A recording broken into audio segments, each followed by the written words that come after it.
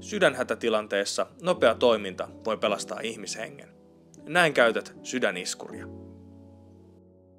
Soita ensin hätänumeroon ja pidä puhelu auki koko elvytyksen ajan.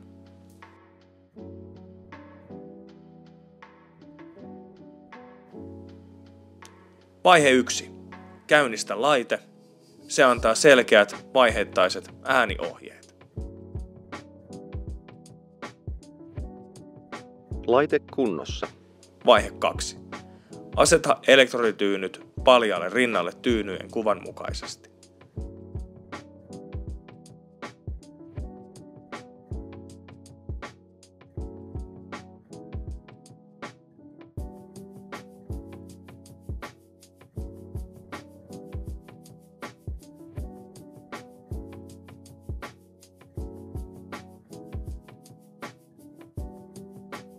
Vaihe 3.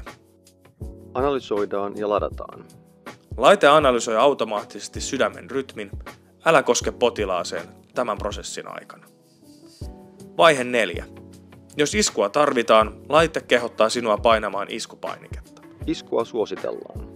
Varmista, että kukaan ei koske potilaaseen ennen iskun antamista. Ladataan. Älä koske potilaaseen.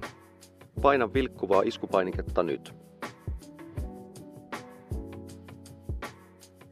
Isku annettu. Voit turvallisesti koskea potilaaseen. Aloita elvytys. Vaihe 5. Noudata laitteen elvytysohjeita, kunnes pelastuspalvelut saapuvat. Sydäniskurin avulla kuka tahansa voi ryhtyä toimiin sydänhätätilanteessa. Ole valmis. Pelasta henki.